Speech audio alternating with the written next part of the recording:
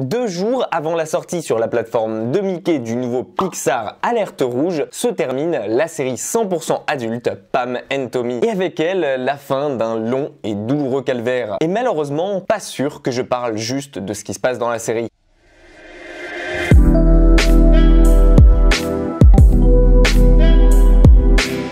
Pam and Tommy, c'est la nouvelle série phare de Disney+.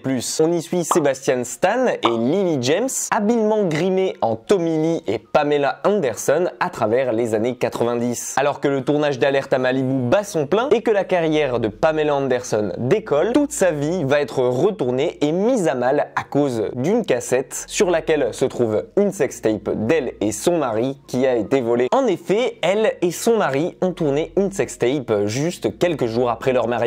Sauf que Tommy Lee a un sérieux problème d'ego. Et un jour, suite à un différend avec un de ses employés qui travaille sur sa nouvelle maison, le batteur de Motley Crue décide de le virer avec une arme et refuse de lui payer la coquette somme qu'il lui doit pour tous ses travaux. Et c'est ainsi que va commencer la longue et douloureuse descente aux enfers pour notre couple. Car pour se venger, Rand Gauthier est prêt à tout. Lui qui a installé le système de sécurité de la villa, il s'y connaît plutôt bien et il décide de venir voler nos 2 tours taureaux quelques mois plus tard afin de se faire justice soi-même. Sauf que ce qu'il ne savait pas, c'est que dans le coffre-fort de la maison se trouvait une cassette avec une vidéo du couple qui va devenir par la suite très célèbre. Et concernant cette dernière, Rand a sa petite idée en tête. Une idée dont il compte bien se servir, notamment grâce à l'apparition d'Internet. Vous l'aurez compris, au cours des 8 épisodes que dure cette série, on va suivre notre apprenti voleur tout tenté pour tirer profit de cette vidéo. Tandis que de l'autre côté, la vie de nos 2 stars va être mise à mal et tournée peu à peu au cauchemar. Et plus particulièrement celle de Pamela. Et si le scénario au premier abord peut vous paraître prometteur, eh bien malheureusement on est assez loin de ce qu'on aurait pu en attendre. Et je dois vous avouer que l'euphorie des premiers épisodes s'estompe assez rapidement. Et d'un côté, si j'apprécie l'effort de l'histoire pour essayer de nous investir dedans, comme par exemple la reconstitution de l'époque, pour en apprendre plus sur Pamela, qui elle était et comment elle est devenue ce qu'elle est aujourd'hui, ou encore comprendre grâce à certains épisodes qui se focalisent plus sur le côté procès et judiciaire entre Pamela Anderson, Tommy Lee et la maison Penthouse, ce qui permet de nous montrer le réel problème de l'époque, à savoir que Pamela Anderson n'a aucun véritable droit sur sa propre image, et d'un autre côté, on a l'impression que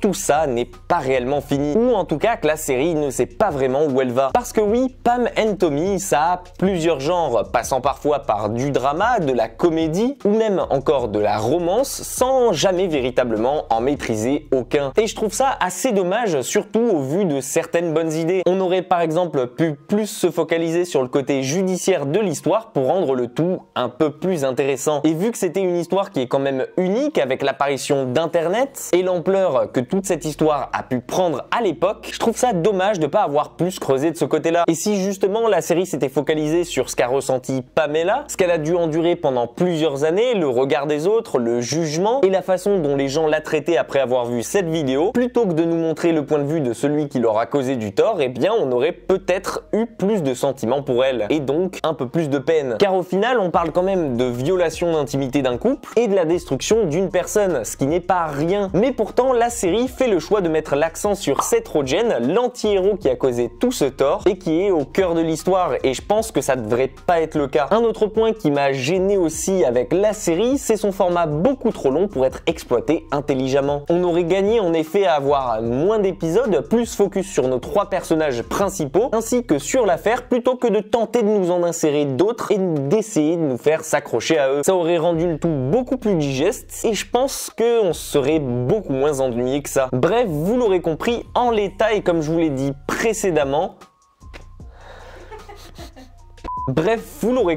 comme je vous l'ai dit précédemment, malheureusement, je ne peux pas vous conseiller de foncer voir Pam and Tommy. Mais peut-être que parmi vous, il y en a certains qui ont apprécié ça. Et d'ailleurs, n'hésitez pas en commentaire à me le faire savoir. En tout cas, si la vidéo vous a plu, n'hésitez pas à la liker et à la partager. Abonnez-vous à la chaîne si ce n'est pas déjà fait. On se retrouve très vite pour un petit film d'animation pas mal attendu. Prenez soin de vous et comme d'hab, nous, on se dit à très vite pour une toute nouvelle critique.